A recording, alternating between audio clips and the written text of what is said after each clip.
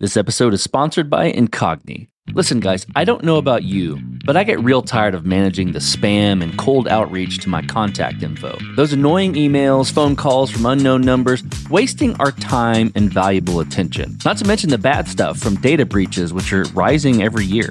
To top it off, data brokers out there harvest our information and sell it to people who intend to spam you and scam you. So what do we do about it? Well, I use Incogni. I signed up to use the platform, and within 30 minutes, hundreds of requests have been sent and completed, removing my data from the public view.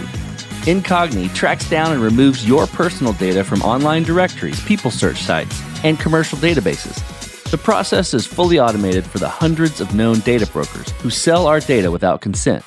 Got a site that they don't auto-hit? No problem. There's a custom removal feature to take down almost everything that is exposed online. So take it from me and take back your personal data with Incogni. Go to incogni.com/codestory and use code CODESTORY at checkout to get 60% off annual plans. You can also find the link in the episode description.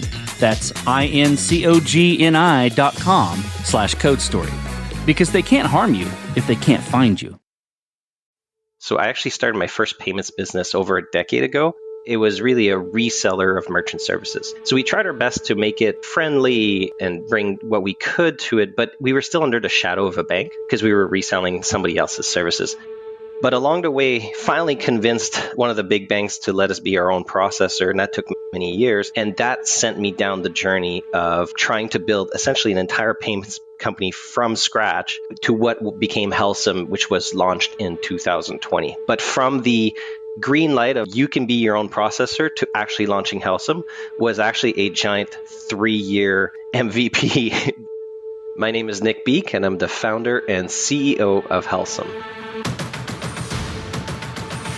This is Code Story, a podcast bringing you interviews with tech visionaries. Spent 6 months moonlighting. There's nothing on the back end.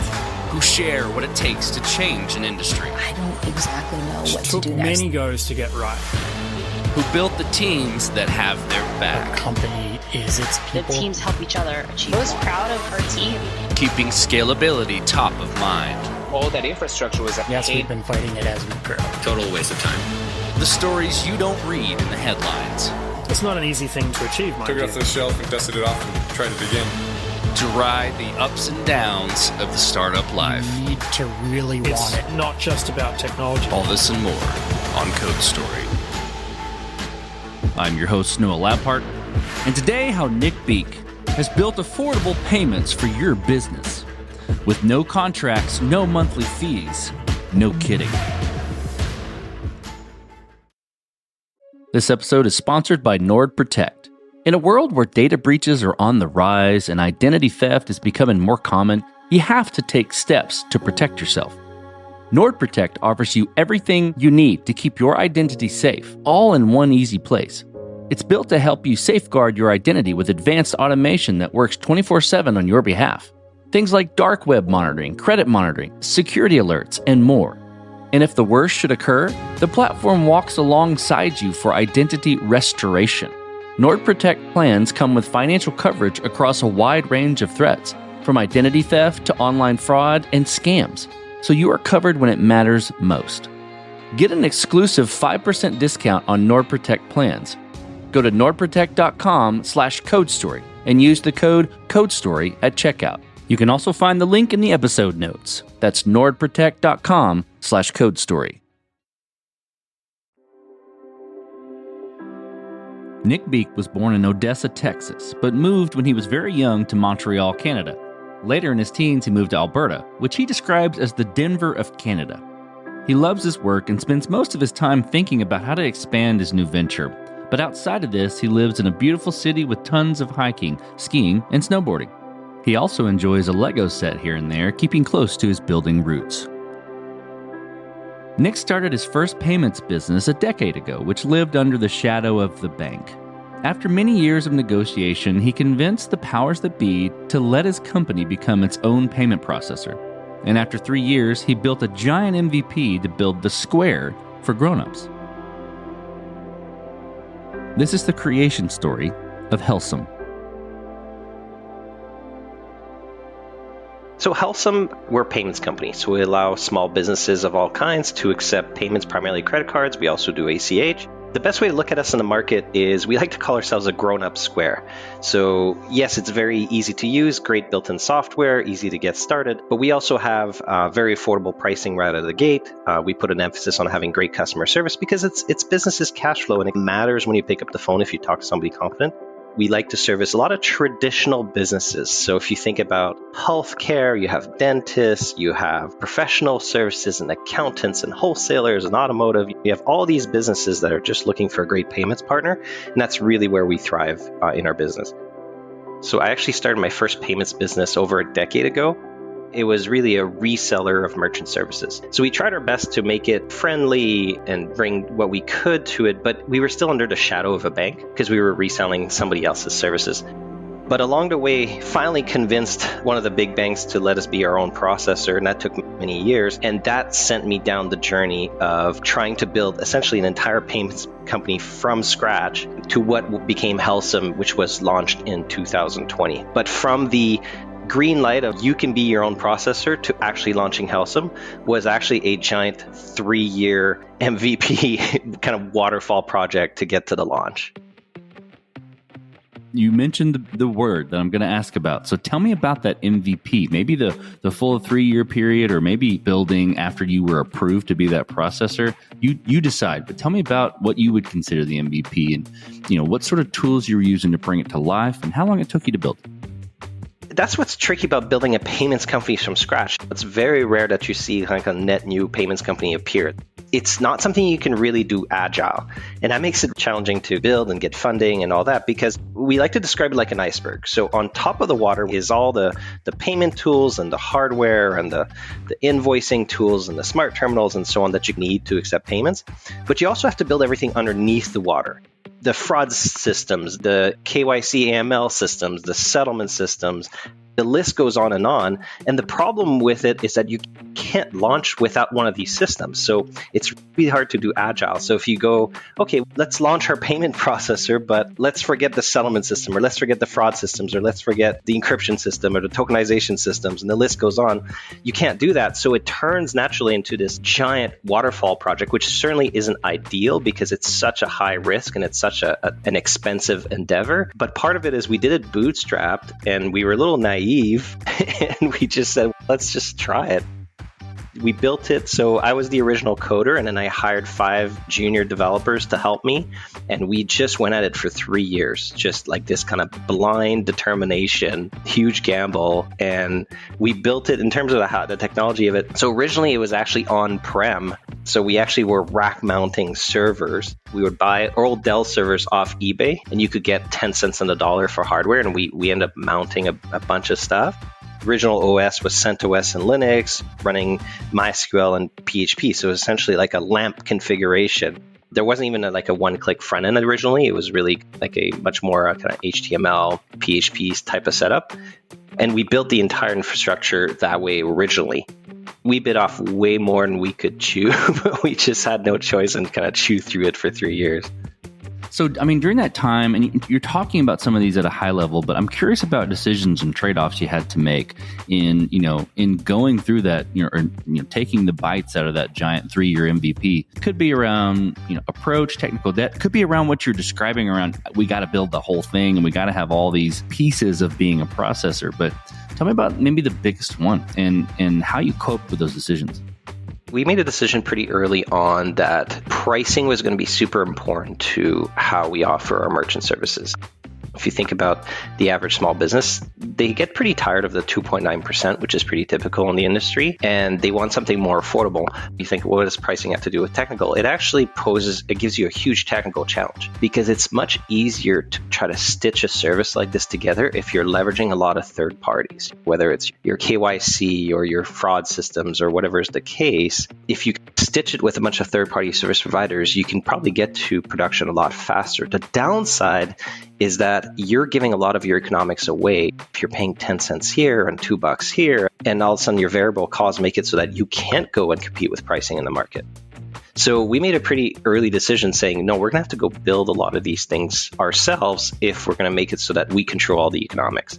I'll give you an example, like two of the really big systems in the back end we had to build were our fraud management system. And that's essentially, we built a system similar, we call it Helcim Defender. It's similar to, if you're familiar in this space, there's a system out there called Alloy, like a similar kind of risk management suite, but we built it in-house. And that was one big one. And there's another system that we had to build that's probably the longest one, probably the one that has the most kind of millions of lines of code, which is a system we called EQ, which is Equilibrium, which is essentially a full double entry accounting settlements and reconciliation system.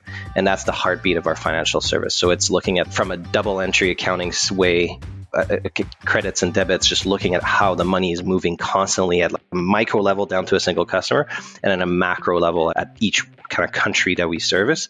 And that was pretty nuts to build. We were fortunate that my kind of lead developer that worked with me that originally got hired as a junior and worked his way up to become our CTO, actually was an accountant before he decided accounting was not for him and decided to be a software developer instead. When we tasked him to build the MVP of that system, we said, hey, whether you like it or not, you're going to have to go back to your accounting days and like really figure out how to help to build the architecture of this beast. There's a lot of other systems, might not be as big, but everything from payment gateways to encryption, key management, and the list goes on. And we just built and built. It was a little bit exciting, but also just scary at the same time, because the timeline originally we were like, this is going to take 18 months. And then all of a sudden it's 2 years and then 2.5 years, and we forced ourselves to launch at year 3. We're like, okay, there's still going to be some cutting corners and we'll have to fix it on the other side. But at this point, we just need to know if this thing's actually going to turn on. You've got your MVP working, you're gaining some traction, you've gone through the 3-year gauntlet, right? You've made all the decisions. Tell me about how you've progressed the product from there and matured it. And I think to wrap that in a box a little bit, what I'm looking for is how you built your roadmap, how you went about deciding, okay, this is the next most important thing to build, address, or to do with Helcim. Yeah, I think that on the other side, the first kind of 2 years is after our 2020 launch, we weren't even thinking about roadmap yet. We had built so much, there's already a lot of functionality in the service, but the reality is that we had to immediately deal with all the coding debt and all the challenges that we had given ourselves. We quickly realized as we were scaling that like on-prem didn't make any sense, and we had to switch everything to a cloud environment. So we switched everything to GCP, moved everything to a Kubernetes environment. So that was a massive lift, and we did that over like a 4-month giant sprint. It also just in terms of the architecture, so we're still big fans of PHP. We think it's evolved a lot. It gets a bad rap, but it's actually turned into a pretty decent language, but it still wasn't performant enough for some of the things that we built. So now we've done a lot of refactoring. We're about 30% Golang and about 70% PHP. We wanted to build a more serious front end that was much more of a one-click application, so we moved to an entire kind of Vue front end. The list goes on and on. We stepped into every landmine that you can as a more kind of junior team, like in terms of over-complex and over-chattery microservice architecture. So I think the next 2 years after launch was really just about navigating these decisions, refactoring what we could, trying to figure out taking the right steps to put ourselves in a better position that could scale. 4 years since launch, we've grown a boatload, and now we're finally in a position where we're like, I think our tech is in a good spot, and we're starting to now explore a lot of that feature roadmaps and adding more and more functionality, because we just weren't in a position to do that before. We're just fighting fires, and also just fighting fires of like, starting a payments company is quite complex, and all of a sudden you're dealing with fraud and onboarding and speed of settlements, and you're just constantly optimizing, reworking your systems. And you can tell yourself, hey, ultimately our customers just want a really slick payment service. So before we get too distracted with more functionality and more tools, let's just get this put in the best shape that we can. And I think finally, I want to say as of like 8 months ago, we're in a position where like, hey, this thing is finally working. Okay, now let's start exploring what else we want to do. Now, here you're saying we. Tell me about how you built your team. And what do you look for in those people to indicate that they're the winning horses to join you? We're a little bit unique because we have an in-office environment. So we do hybrid. So we do 2 days a week from home and 3 days in the office. So we have a team of 155 people, and it's entirely in Calgary. Highest STEM concentration in Canada, one of the youngest cities in Canada. So it's got a lot of potential. What it doesn't have is a lot of experienced talent. So we said, okay, how do we turn a kind of weakness into a strength? And what we did is we just really created this kind of bottom-up junior hiring approach. So the nice part about it is that there's so much graduates that are looking for opportunities that we got to pick the best ones. And we really look for builders, we look for grinders, we look for people that are just really passionate about building something from scratch. And we got amazing people out of that have ultimately become seniors themselves and great leaders. It was a difficult journey in one sense, though, because everything is a trade-off. So in one sense, you got a team that was really driven, didn't necessarily know where all the pitfalls were, but they also had no fear. So you got both sides of it. So we got to build some really big stuff that maybe some more experienced people would have said, hey, this is going to be you don't know what you're about to bite off. But on the other side, like I said earlier, we stepped on a bunch of landmines that I think some more experienced professionals would have told us, hey, there's a better way to do this. So in time, we're now getting in a point where even the ecosystem of the city is changing, where we can bring in some more senior talent as staff engineers and as principals to help the team grow. But that was the approach that we took. And think about it, it grew to about 50 engineers. This was their first or second job ever. So it was a very kind of unique environment, for better or for worse.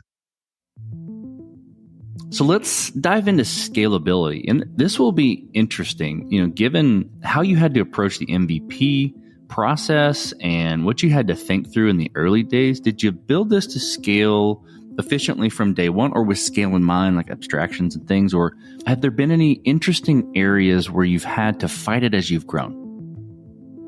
I think that we wanted to build, I think that the hope was certainly to build it so you can easily scale it. And I remember us talking about it as we're still building the MVP, going, oh man, this thing's going to be able to support 50,000, 100,000 customers right off the bat. And it was so not the case. I think we made probably the biggest pitfall was around microservices. We built an entire kind of microservice architecture, but there was no event streams. There's a lot of pitfalls that we fell into that we had to roll back or learn how to make work properly. Us switching to the cloud was obviously, we did that because we saw how fast it was scaling and how impossible it would have been to do otherwise. So I think that there's a lot of lessons along the way. The intent was to build it at scale. I think most startups think that way. They're like, oh, technology infinitely scales, and that's the beauty of it. And it's going to be just as easy to service 10,000 customers as it's going to be service 100,000. All of a sudden you get there and you go, wait a second. That is absolutely not the case. And you're constantly finding the next bottleneck or the next item to address. We learned some lessons. For example, like being a little bit more open. We were very stringent about only using a very limited number of languages. That dogmatic approach can help you in one way because you bring standardization to your development process. But on the other side, you can force yourself to be using a tool that ultimately isn't the best tool for the job, and you're trying to inventing your way around it. Especially when we brought Golang into an organization a few years ago, and that really was a big unlock for some big back-end processes because it can do concurrencies and it can do a lot of different things in parallel, and that helped us a lot. And what we're realizing is there needs to be a balance. There'd be a certain tension. You can't just let developers use every tool they can, because then that makes it really hard for your recruiting and makes it very non-standardized. It makes it hard to have some nimbleness in terms of moving your resources around. But also you can't be so strict that you're ultimately making your job harder than it needs to be. And I think that that's ultimately the job of our CTO and our dev leadership, is finding that right tension, that right balance. And that's something that I think every startup has to go through and make those mistakes to get to that conclusion. Okay, so as you step out on the balcony and you look across all that you've built with Helcim, what are you most proud of? I think what we're most proud of is just the scale of the ambition that we had. I think it definitely came from being naive. These young Canucks in Calgary to just say, hey, we're going to build our competitor to Square and Stripe and others, but we're going to build it right here. We're going to build a bootstrap. It's going to have smart terminals. It's going to be e-commerce. It's going to work in multiple countries. Hindsight, when you look at that, you're like, well, that was madness. Nobody kind of does that and does that bootstrap with no investors. Like, we ultimately brought investors later on, but we really did the first go live and all of that ourselves. I look back, despite all the landmines that we stepped on and all the mistakes we made, I'm just super proud that we were naive enough to make that huge gamble that ultimately paid off. Because I don't know if, knowing everything I know now, I don't know if I would have the stamina to do it again. So that is probably the thing that we're most proud of, regardless of the fact that we had to refactor stuff and rebuild stuff. And I think that the fact that we just had that level of ambition day one gave us that opportunity, or we created that opportunity to build something really big. Okay, let's flip the script a little bit. Tell me about a mistake you made and how you and your team responded to it. We resisted too long frameworks. I think that it came from a place of we wanted to be in control of everything, both in terms of how we operate the business and financially and how we built our software.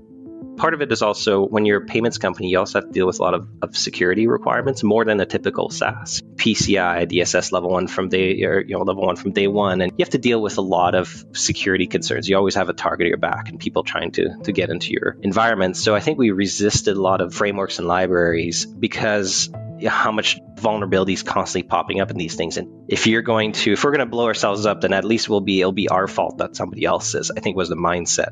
But ultimately, the downside of that approach is that when you're going to make the same mistakes that others are going to make, and I think that there's trade-offs on the other side, because when you have big open frameworks or big open libraries, you have a lot of eyeballs on that too, and that allows you to catch things faster. We're lucky that we had enough hindsight to put together a bug bounty program really early in, and we've worked with some great third-party providers that have kept the program active and kept us on our toes and taught us how to fix quickly and up our game. The hindsight mistake was, I think we built too many things ourselves at a too deep of a level. And it took us a little bit to realize, no, there's some things that it's better for us to rely on an open source community or on different frameworks out there. And we learned that along the way. Okay, this will be fun to hear the passion in your voice and the excitement. Tell me what the future looks like for, the products and for your team. From a product standpoint and from a service standpoint, it always came from a love of small business. So I started a bunch of small businesses when I was young, fell in love with the journey, fell in love with kind of the struggles and everything that comes with trying to be a small business owner. And everybody gives lip service to small businesses. Everybody says they love small businesses, but their actions don't reflect that. We really want to spin that on its head. So ultimately, everything we do is for a love of small business, and one we feel that we actually honor, and our actions reflect that. So it started with wanting to be the world's most loved payments company. And it's a bit of an oxymoron in this space because nobody loves their payments. And we really wanted to change that.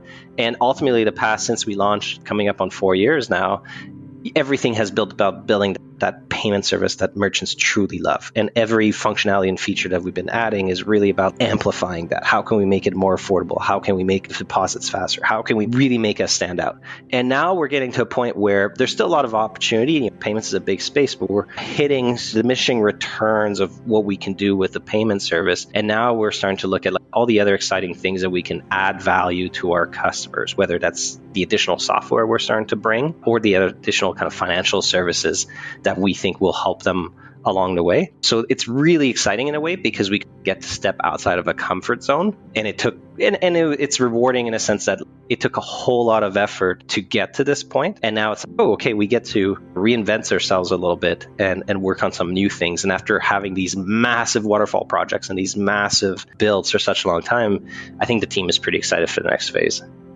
Okay, let's switch to you, Nic. Tell me something or someone or many persons that you look up to and why. Tell me about who influences the way that you work. I'm a big fan of Professor Scott Galloway. I listen to his podcasts. I like the way that he brings both the balance of being kind to people and investing in family, but at the same time pulling value in building yourself a secure financial future and really being driven to build something amazing. So I think that's somebody that I definitely look up to and listen to a lot. Outside of that, I'm really trying to just carve out my own ways. We like to do things a little bit differently, the way that we do our culture. I know a lot of people talk about culture at their company, but one thing that we try to do differently is just try to make it transparent to a whole other level. So even if you go to our website, helcim.com/theway, you'll actually find our culture book, and it's completely open. It's completely transparent. We actually took that leap of faith and made it public to everyone to see. And I like to describe it almost as a flavor of ice cream. When you join a company, every company is a flavor ice cream, but you don't know what it is. And sometimes you can't find out until 3 months into the company. And you're like, ooh, this is a espresso flavor, and this is not what was for me. So what we try to do with this culture book is just essentially show the world, this is our flavor of ice cream. And some people are going to love it and resonate with it. And we see that in interviews when people sit down and say, I read the culture book. Oh my God, I want to work here. And then some people are like, look, we know that we're naturally filtering people out that are just like, this isn't for me. But ultimately, we're really trying to carve our own way, take a little bit of a unique approach to the world. And hopefully we're inspiring other people to think a little bit like we do. Okay, Nic, last question. So you're getting on a plane and you're sitting next to a young entrepreneur who's built the next big thing. They're jazzed about it. They can't wait to show it off to the world and can't wait to show it off to you right there on the plane. What advice do you give that person, having gone down this road a bit? I think that I would have wanted somebody to help me feel more confident in the journey that I was going down. I think that it's so easy to get distracted by the naysayers, everything from the business model to the competition to like, how are you going to differentiate? And you're being crazy and you can't take this on yourself. Or even from a technology standpoint, you very much know how opinionated the world of technologists can be and programmers, and which technology is good and which one is crap and you shouldn't do this. And that can get into your head a bit. You're already dealing with so many challenges of trying to build a business and you're like, am I using the right technology? And is this the right approach? And I think that I would have had somebody come sit down with me and say, hey, that drive and that passion that you have, embrace it, double down on it. Yes, listen to feedback and listen to advice, but ultimately nobody's going to know your business and your vision as much as you do. And find more people along the way that, yes, will challenge you, but will also just embrace the craziness that you're trying to do. That's the advice I would give to somebody else. That's fantastic advice. Well, Nic, thank you for being on the show today. Thank you for telling the creation story of Helcim. Thanks for having me, Noah. And this concludes another chapter of Code Story. Code Story is hosted and produced by Noah Labhart. Be sure to subscribe on Apple Podcasts, Spotify, or the podcasting app of your choice. And when you get a chance, leave us a review. Both things help us out tremendously. And thanks again for listening.